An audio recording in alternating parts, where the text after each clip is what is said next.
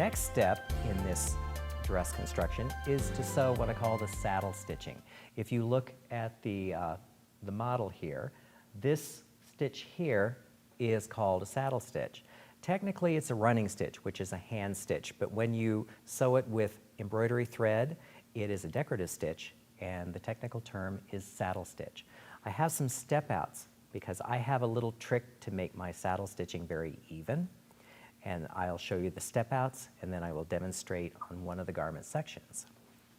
I have sewn, as you can see here in the first sample, I have sewn a very long machine base, 5.0, 5.5, the longest stitch that your machine will sew, but I've done a couple of adjustments to the machine. The first is I've used top stitching or buttonhole thread wound on the bobbin. This is important later.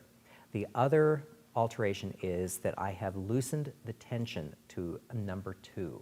The object here, when you base these two stitches, you can see this is a highly contrasting color. That is important because this is going to go away in the final product.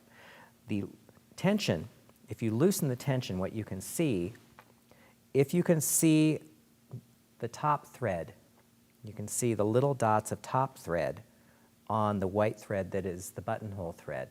That is really important because having the top tension loose and having a heavy thread in the bobbin will enable you to just slide that thread out of the bobbin and take the stitches out like that. So this is our setup, and what we can do here, I have already threaded some, this is just your good old-fashioned DMC embroidery floss. I've not split it, I've used all 6 plies because I think it gives a better look.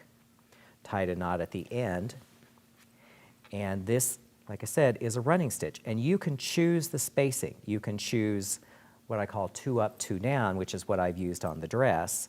So you have 2 stitches. The second stitch you travel underneath and you bring it back 2 stitches in front, and you can choose this spacing 1 and 1 or 1 and 2. That is entirely up to you.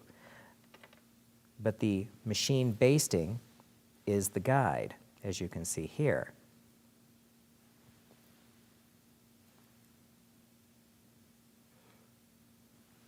Like so.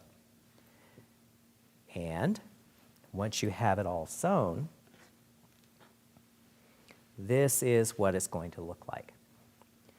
At this point, it's a very simple matter of flipping it over, and I like to break the thread every so often. I don't like to pull the entire thing out in one long piece because I think it's a lot easier to remove it in sections.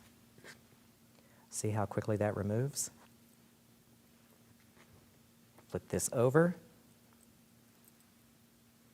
Voila, perfectly spaced stitches.